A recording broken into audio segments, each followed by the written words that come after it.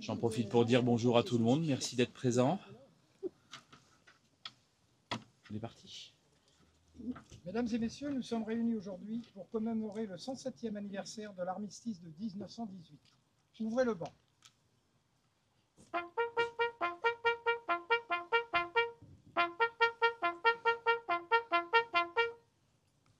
Allocution de M. Didier Perrier, maire de Nozay, porteur du message pour la municipalité. Chers élus, chers représentants du Conseil municipal des jeunes et du Conseil municipal des enfants, chers élèves du collège Louise Weiss, mesdames et messieurs, nous sommes réunis aujourd'hui pour commémorer le 107e anniversaire de l'armistice du 11 novembre 1918. En ce jour chargé d'histoire, notre village, comme toutes les communes de France, se rassemble pour honorer la mémoire de celles et ceux qui ont donné leur vie pour que nous puissions vivre libres. Ce jour marque la fin de l'une des plus grandes tragédies que notre pays et l'Europe aient connues. La Première Guerre mondiale, un conflit d'une violence inédite qui a bouleversé des millions de vies et transformé durablement nos sociétés. Entre 1914 et 1918, la France a perdu près de 1,4 million de soldats. Plus de 4 millions furent blessés. Chaque famille, chaque village, chaque école a connu la douleur de l'absence ou du deuil. Cette guerre, marquée par les tranchées, la boue, les bombardements massifs, l'apparition des gaz de combat et une industrialisation sans précédent de la mort, a profondément marqué les consciences. Elle devait être la der des der. Derrière les chiffres, il y a surtout des visages, des destins brisés, des vies que l'on imaginait pleines de projets que la guerre a fauchés. À Nozay, 16 soldats tombés pour la France ont leur nom gravé sur notre monument aux morts. Aujourd'hui, nous rendons un hommage particulier à 3 d'entre eux, les seuls qui reposent dans notre cimetière. Sur chacune de leurs sépultures, une cocarde du souvenir français a été déposée. Ce geste simple mais solennel rappelle que plus d'un siècle plus tard, nous n'oublions pas. Votre présence, chers jeunes élus, chers collégiens, est essentielle. Le devoir de mémoire se transmet et c'est vous qui en serez demain les dépositaires. Comprendre l'histoire, c'est aussi comprendre les valeurs qui nous unissent et les dangers qui menacent toujours la paix. C'est encore très vrai au moment où l'on se parle. Soyons toujours vigilants ensemble. Il y a quelques jours, le 6 novembre précisément, un événement symbolique fort est venu rappeler cette responsabilité collective. Le Parlement français a élevé Alfred Dreyfus au grade de général de brigade. Dreyfus fut victime d'un antisémitisme virulent, accusé à tort d'espionnage au profit de l'Empire allemand, arrêté, condamné à la dégradation nationale, puis déporté au bagne de l'île du Diable alors qu'il était innocent. Plusieurs années plus tard, réhabilité, il n'a jamais tourné le dos à la France. Au contraire, il a repris les armes lors de la Première Guerre mondiale, notamment à Verdun et au Chemin des Dames. Son parcours, marqué par l'injustice et le courage, nous rappelle la nécessité absolue de lutter contre toutes les formes de discrimination et contre l'antisémitisme. Il demeure un exemple puissant d'engagement au service de la nation. Dans quelques instants, nous nous rendrons derrière le monument aux morts, devant la plaque offerte par le département de l'ancienne Seine-et-Oise à chacune de ses communes. Elle rend hommage à tous ses enfants, élèves comme instituteurs, tombés au champ d'honneur. À Nozay, l'instituteur de l'époque, M. Petitgrand, a lui aussi été mobilisé. Il a combattu et il a connu les dangers du front. Il est revenu vivant et a pu reprendre son métier d'enseignant, transmettant à son tour la connaissance et les valeurs républicaines. Son parcours militaire est détaillé dans l'exposition préparée par l'association Nozay et son histoire, présentée à la médiathèque. Je remercie sa présidente, Mme Annie Raymond, ainsi que tous les membres de l'association pour leur travail indispensable de préservation de notre mémoire collective. En ce 11 novembre, souvenons-nous que la paix n'est jamais acquise. Elle est un héritage précieux que nous devons protéger, défendre et transmettre. Nous profitons également de ce moment pour nous recueillir à la mémoire du général de Gaulle, disparu le 9 novembre 1970. Que le souvenir des soldats de 14-18 nous rappelle toujours le prix de la liberté et la valeur de la fraternité. Vive Nozay, vive la République, vive la France.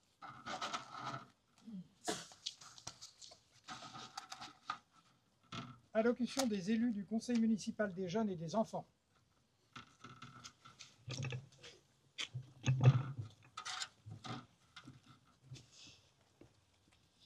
Bonjour à tous. Aujourd'hui, nous sommes ici pour parler d'un jour très spécial, le 11 novembre. Ce jour-là, nous nous souvenons de tous les soldats qui ont combattu pour notre pays. Ils ont été très courageux et ont fait beaucoup de sacrifices pour que nous puissions vivre en paix. Nous avons appris à l'école que, pendant la guerre, beaucoup de gens ont risqué leur vie pour défendre nos valeurs. Grâce à eux, nous pouvons jouer dans nos parcs, aller à l'école et rire avec nos amis. Nous tenons aussi à penser à leurs familles qui ont souffert pendant leur absence. C'est important de leur montrer notre soutien et notre respect. Ensemble, faisons un vœu. Que le monde soit toujours en paix et que nous puissions vivre dans l'amitié et le respect. Merci d'être ici aujourd'hui et de vous souvenir avec nous.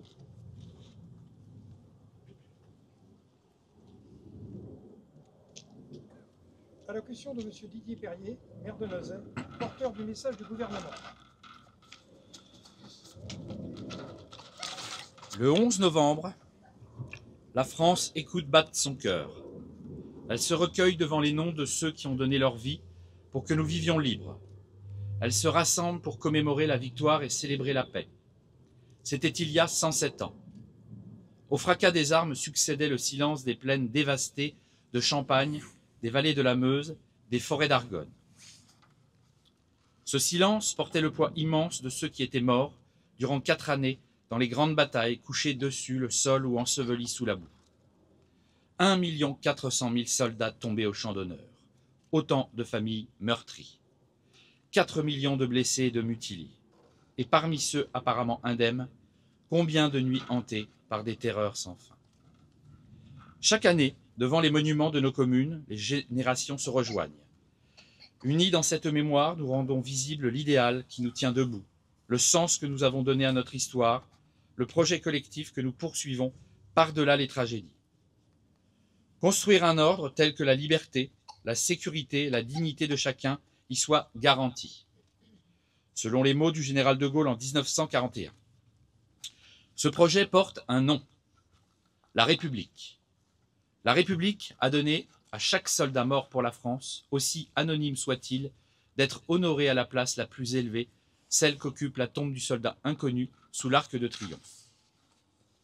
En lui s'incarne le sacrifice de tous les morts pour la France d'hier et d'aujourd'hui, jusqu'à ceux qui, loin de chez eux, sont tombés en Indochine, en Algérie, dans les Balkans, en Afrique, en Afghanistan, au Levant.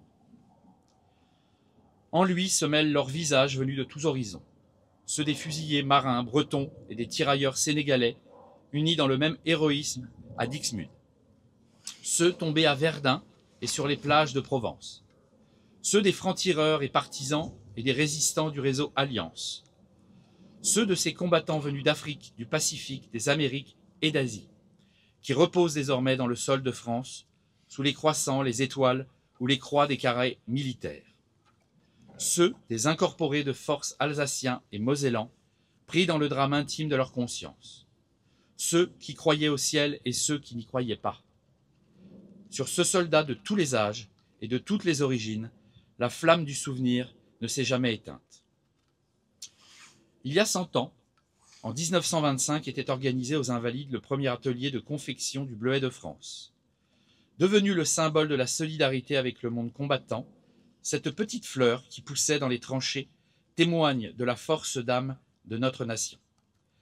Force d'âme qu'ont rappelé les commémorations du 80e anniversaire des débarquements, de la libération et de la victoire dans une époque, la nôtre, où nous réapprenons que la guerre est possible. Assistant depuis Londres au péril qui pesait sur la survie même de la France, la philosophe Simone Veil offrait en 1942 une définition du patriotisme que chacun peut faire sienne. Le sentiment de tendresse poignante pour une chose belle, précieuse, fragile et périssable. Ce patriotisme demeure une nécessité vitale. Marc Bloch, l'homme des Lumières dans l'armée des ombres, en incarna l'exemple. Son entrée au Panthéon le 16 juin prochain, décidée par le président de la République, rappelle que l'esprit de défaite est toujours un poison mortel. La flamme qui l'animait fut une invincible espérance, l'espérance de ceux qui ont décidé d'être forts pour protéger ce qui est juste. Cette espérance que symbolisaient déjà dans le ciel de Reims, le 11 novembre 1918, les tours restées debout de la cathédrale martyre. Le 8 juillet 1962, sous ces voûtes reconstruites, était scellée la réconciliation franco-allemande pour que l'Europe vive libre et en paix. Car là sera toujours l'espérance de la France, fidèle au sacrifice de ses anciens et à ses valeurs et à ses promesses, consciente de sa vocation universelle au service de la paix. Vive la République, vive la France.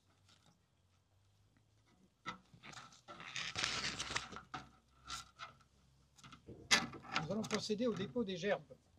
Monsieur Didier Perrier, maire de Nozay, est invité à déposer la gerbe de la municipalité, accompagné de 2 représentants du conseil municipal des jeunes et des enfants.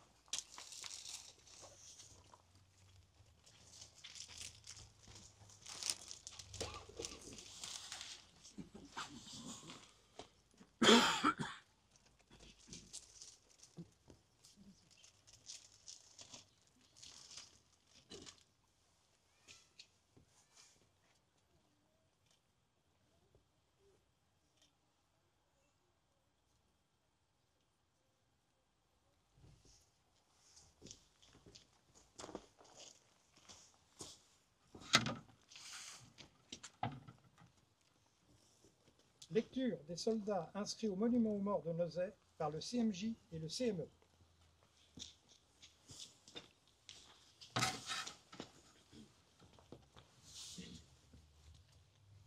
Badi Paul, mort pour la France. Lalande Joseph, mort pour la France. Vallée Émile, mort pour la France. Beau Maurice, mort pour la France. Cossonnet Théodule, mort pour la France. Fouquet Paul, mort pour la France. Leroy Eugène, mort pour la France. Lalande Auguste, mort pour la France. Cachan Henri, mort pour la France. Galland Joseph, mort pour la France. Texier Léopold, mort pour la France. Guyon Ernest, mort pour la France. Maillard Émile, mort pour la France. Dan Georges, mort pour la France. Santra Eugène, mort pour la France. Chenu Henri, mort pour la France. Nous tenons également à rendre hommage aux 50 soldats de Nozay qui ont combattu et qui sont revenus, dont Ratel Gaston, qui fut maire de Nozay de 1902 à 1935.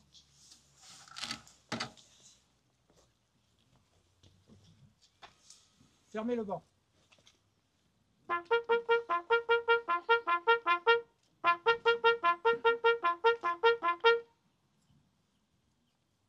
Après la sonnerie aux morts, nous observerons 1 minute de silence.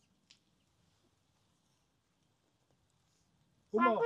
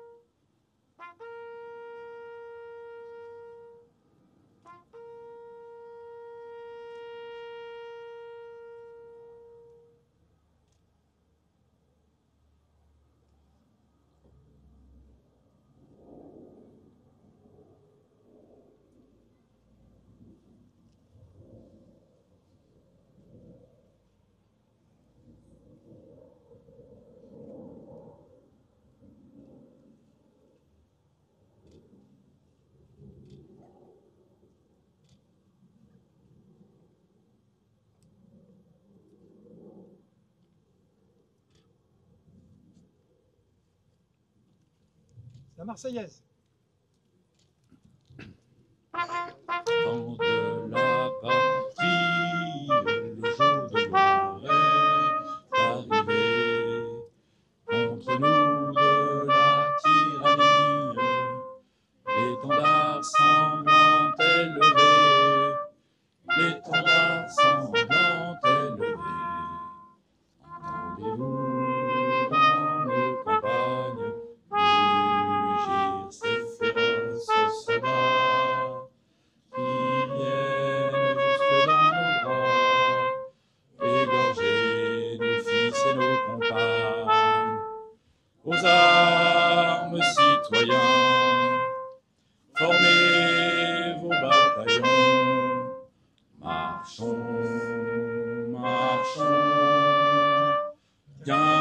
un sang impur abreuve nos sillons.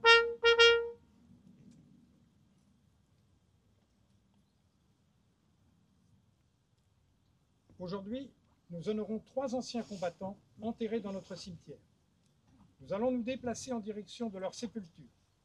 J'invite les jeunes du Conseil municipal des jeunes et des enfants, ainsi que mesdames Bourgès, Lauvent et Messelin, à déposer gerbes sur les tombes des anciens combattants nauséens honorés aujourd'hui. Chenu Henri Auguste, numéro matricule du recrutement 3952. Il est né le 1er janvier 1878 à Bromeil dans le Loiret. Fils de Charles Auguste Chenu et Marie-Virginie Baclet, domicilié à Massy. Il s'est installé en 1907 Grande Rue à Neuzay, aujourd'hui rue de Versailles. Il est marié à Blanche Prudence Godin. Il était ouvrier agricole. Il a accompli des périodes d'exercice militaire dans le régiment d'infanterie en 1907 et 1909 et est passé dans l'armée territoriale le 1er octobre 1912. En 1914, il est dans le 76e régiment d'infanterie, puis en 1916 dans le 108e et dans le 298e régiment d'infanterie à Sens.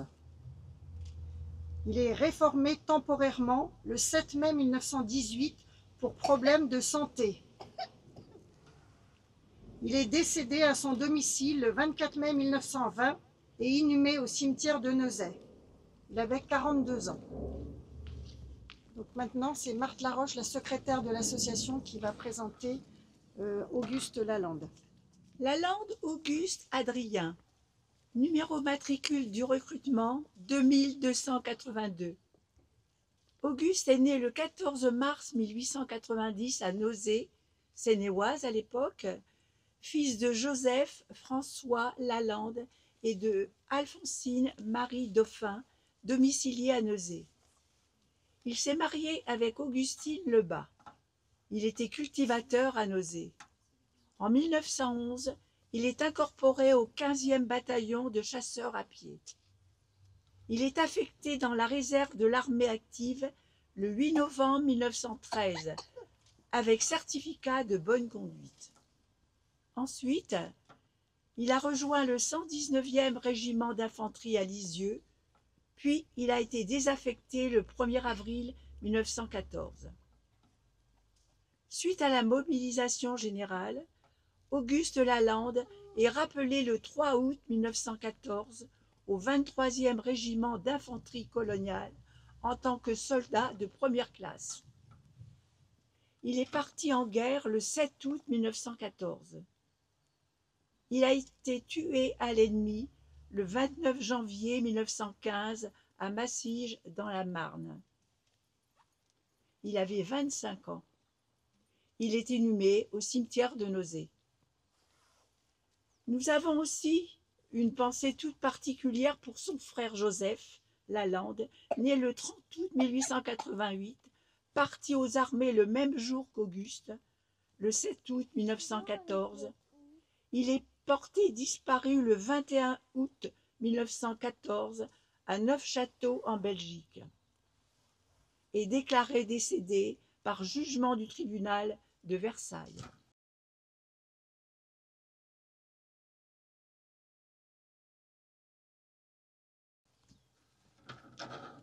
Maintenant, nous allons honorer la mémoire de Dan Georges Henry. Dan Georges Henry, matricule 1549. Il est né le 31 mars 1896 à Palaiseau. Fils d'Albert Alexandre Dan et de Noémie Blanche Bedeau, domicilié à Neuzay. Il était cultivateur. Il a été incorporé le 12 avril 1915 dans le 12e régiment des cuirassiers en 2e classe. Il est parti aux armées le 15 septembre 1916. Il a été intoxiqué le 19 décembre 1917 au cours d'un bombardement par obus. Il a été blessé au cours de l'attaque du 12 juin 1918.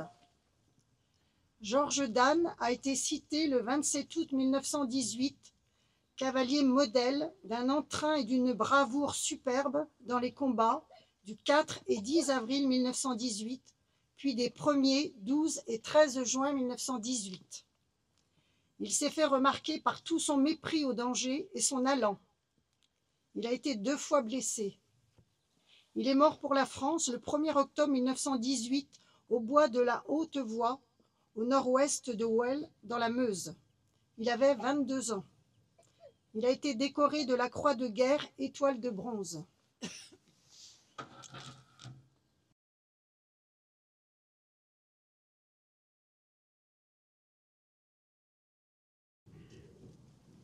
Je vous invite à vous rendre derrière le monument pour vous recueillir devant les instituteurs morts pour la France.